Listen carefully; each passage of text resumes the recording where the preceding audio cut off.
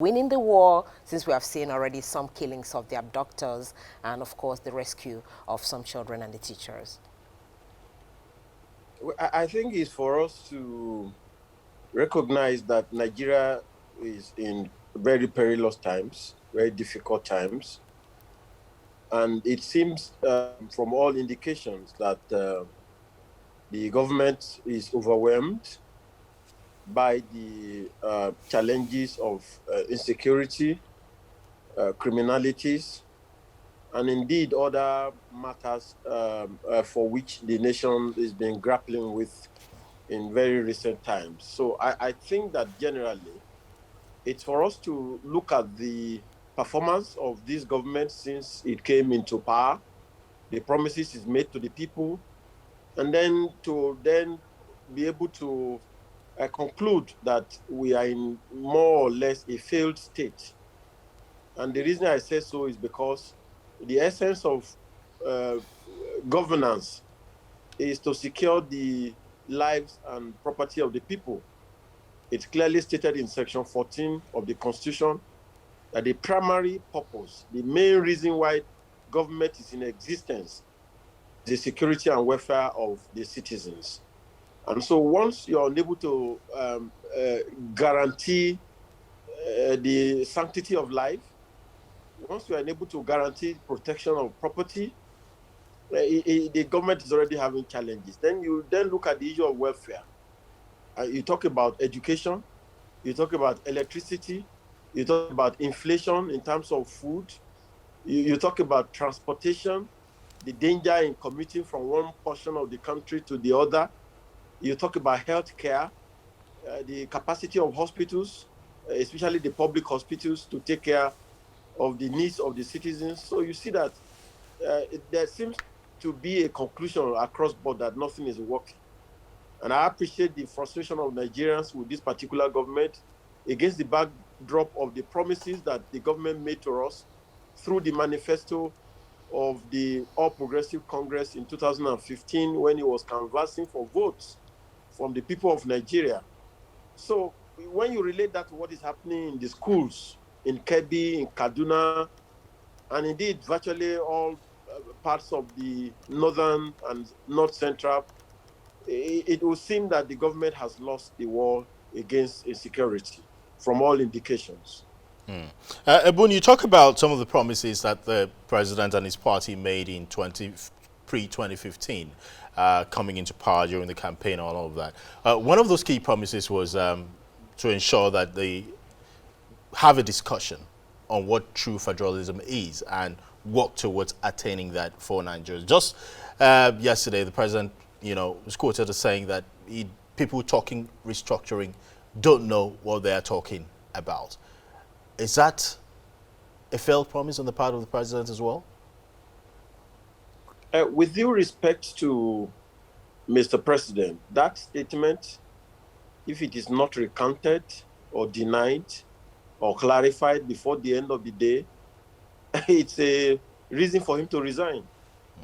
If indeed President Muhammad Buhari says that those who are calling for restructuring are idle and they don't know what they are talking about, then he doesn't deserve to remain in office beyond one day, even beyond today. And the reason why I say this is that on his own volition, President Muhammad Buhari made a solemn pledge with the people of Nigeria for restructuring, for true federalism, for devolution of powers, for state police, for effective judicial system, for independence for the legislature. Not only to Nigeria, you remember that the president traveled to London to address stakeholders at Chatham House, where he vowed that he had become a repentant Democrat and made a solemn pledge to achieve true federalism in Nigeria. So 6 years after, if the same president is quoted as making this utterance, it's a collective insult on our own intelligence as people of Nigeria. And it doesn't stop at saying that the president should resign, because you will recall that in some years past, the political party that produced the president, that is the All Progressive Congress, set up a committee headed by the governor of Kaduna State, Malam Nasir El-Rufai, to achieve federalism and restructuring. And this committee traveled all over Nigeria, pretending to be collating the views of his members and in views of other Nigerians. And indeed, a report was submitted on the issue of restructuring and federalism. So who is deceiving who then? If the same president who instigated that report in answer to the yearnings of the people of Nigeria for restructuring will come out to say this, then the second point is this. Apart from those of us activists and the people of Nigeria are demanding for restructuring, 17 governors of the southern part of Nigeria gathered in Asaba and made a declaration asking for the president to convoke a dialogue, sovereign national conference, for the purpose of discussing devolution of powers, state police, and indeed resource control. So is the president saying that those governors, 17 of them, they are also idle? The legislators of the southern extraction got together and endorsed the Asaba Declaration. Members of the PANDEF, members of Middle Belt Forum, and even some stakeholders in the north have since endorsed the call for restructuring. So it means that the president is isolated. He does not feel the pulse of the people. He's totally separated. He doesn't understand, or with all due respect, the yearnings and the aspiration of the people of Nigeria.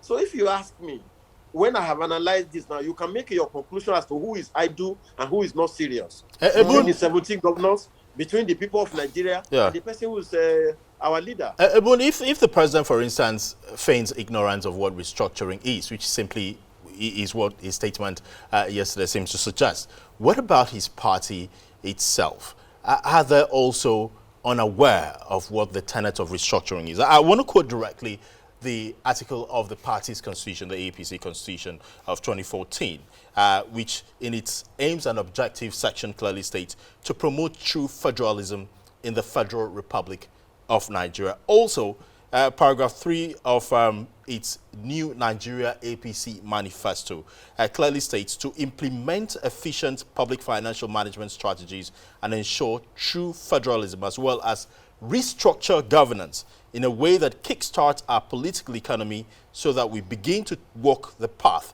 of our better future. That's quoting directly from the APC manifesto. So let's take, for instance, that the president doesn't understand or probably has forgotten that his party actually said this. What about the party itself?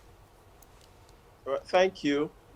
I think that by now, most Nigerians have been able to come to the conclusion that politicians are generally unreliable.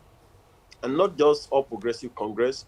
It's the same thing with the People's Democratic Party, whether it's All Grand Progressive Alliance or whatever party they call themselves. We see that the people who call themselves politicians, who are elected or rig themselves into office, when they get there, whatever it is that they have promised the people is of no consequence. It's of no moment. So it's not limited to the APC, but generally by politicians. But now coming to the All Progressive Congress as a political party, if you check the narrative of this political party, you will see why it's unable to grapple with administration. The APC has not been able to hold its own convention for so many years now. The APC has no statutory entity. After the crisis with Comrade Adams Oshiomhole, that political party has gone into tatters. It has no central body controlling it. It's being ruled by an interim administration. It has no viable structure, by which you can claim that the organization has a focus. Somebody is in Abuja who calls himself the leader of the party as the president. Another person is in Lagos who calls himself national leader. And the president will be saying that somebody cannot sit in Lagos and be dictating to the party. You see, the political party that is in crisis, it has no bearing, it has no control. It's not a structure as it is. So really, Nigerians should not even call the APC as a political party, a party that has no leadership, that has no structure. So when you see that such an entity is the one saddled with the responsibility to manage the economy, to manage our destiny as a people, then what do you expect from such entity? So it's not that they don't understand their constitution, but the party itself cannot find its bearing. It came to power without readiness. It was not ready for power. It was just mobilizing Nigerians to chase out its own enemies in the PDP. And having got into power, it does not understand the method of administration. It cannot grapple with the challenges of a ruling party. And the same party is claiming that it will be ruling Nigeria for the next 50 years. You can imagine that kind of disaster. So I think that generally, the All Progressive Congress should be chased out of power. And it's not that the one that is waiting, the former looters, the PDP, that they are better. That's why we, the people of Nigeria, are calling for a restructuring so that people can take their destiny into their hands. Because if you chase this particular leprous APC out of power and bring in the ineffective PDP, we go back to the same Baba's chair, we're in the same circle. And that's why we say we shouldn't continue in this vicious circle of just changing people from one party to the other, and then the people are suffering. That's why we should take our destiny into our hands, sir. All right, Mr. Adegboruwa, is there something the people themselves now can do if the government that promised restructuring and to redirect Nigeria to the right path is failing? Is there anything the citizens themselves can do? And that's one side of the question. And do you think the fact that the government has not toed the line of restructuring the country is also part of what is fueling insecurity that we're experiencing in the nation at the moment?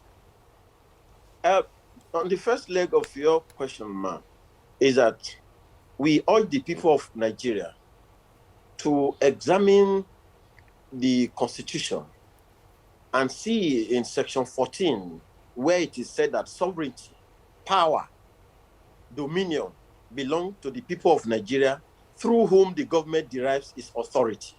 So that is in the Constitution. We are the government. We are the owners of this country, not politicians, not legislators, not Agbada people. So if that is true, then we should be able to assert that authority in respect of demanding for a genuine sovereign national conference to discuss the destiny of this nation. Do we want 20 nations out of Nigeria? Do we want Nigeria to be together? And if so, upon what terms? What is the capacity of somebody who says that you should be distributing resources through land mass? You should be distributing resources through population. And then you open the borders. People coming from Niger, people coming from Chad, people coming from Mali, and they are counted as part of Nigerians for the purpose of siphoning resources. People have land mass, and they use that to siphon resources. And then the people who have the oil, who have the resources, they are in waterlogged areas in the Niger Delta, in the mangrove. They have no population, they have no land mass, and they are being denied. And so I think that if we look at all those parameters as to the necessity for us to restructure and re-engineer the yardstick of the existence of the nation, we should chase out these people out of power. And not just through 2023. It's too long for us. It will be disastrous for us to wait for another 2 years of this particular administration, seeing the violence and bloodshed and the failure of governance that is going on now. We should start it immediately, chase this people out of power, and demand for restructuring. And then the second aspect of the question, whether it is the absence of this restructuring that is engineering insurgency, I say yes and I say no. I say no because the people who are committing these atrocities, these bandits, these terrorists, these kidnappers, do so for their own selfish reasons, because they are not advancing the agenda of those who are calling for restructuring. Boko Haram is not interested in restructuring. The bandits are not asking for restructuring. They are demanding for ransom. They are asking for money for their own pocket to continue their agenda, either of jihad, either of killing people. So surely we cannot in any way at all synchronize the existence of these terrorists and kidnappers and criminals with the agitation for restructuring. We are not on the same page at all. Those of us calling for restructuring, we are genuine patriots. We are peaceful people. Otherwise, by now, we should have been killing governors or killing politicians. But we don't do that. We are peaceful. And then secondly is this, and it's very important. What do we then ask for in saying that we should restructure Nigeria? People who have capacity, the regions, the states who have the opportunity, whether in palm oil, whether in cocoa, whether in petroleum or gas or whatever it is, should be given the opportunity to develop. For God's sake, you recall that the western region of Nigeria under Chief Obafemi Awolowo was prospering with cocoa and was able to set up the first television station in Africa in 1959. That's just a small region. And then looking at since then up to now, what has happened to the broadcast industry, whereby somebody sits in Abuja and said media organizations should no longer use Twitter in 2021. So you see that we are retrogressing, we are going backwards. That's why we are demanding for this restructuring, because the term federal government is just a lame entity for people to siphon money. And it's important that Nigerians should understand that. Thank you, man. All right. I want to say thank you so much to you, Ebun Adegboruwa, for your time with us. We would have taken up further aspects of restructuring that needs immediate attention, but we're out of time. Hopefully we'll have you some other time. Thank you so much for your time with us. It's my pleasure. Thank you very much. All right. All right, we'll take a moment and we'll start our next conversation. This time, we'll be trying to look at some of the calls by civil society organizations for the Senate Committee on INEC to drop or not continue with the screening of President's Special Assistant on Social Media, Loretta Onochie, as National Commissioner of the Independent National Electoral Commission. What are the issues we'll be discussing with our guests who will be joining us? First, we'll have a member of the House of Representatives, Bamidele Salam, who will be joining us via Zoom from Oshogbo in Osun State. And we also have joining us the Executive Director of FIAGA Africa, Samson Itodo, who will be joining us via Zoom from Oxford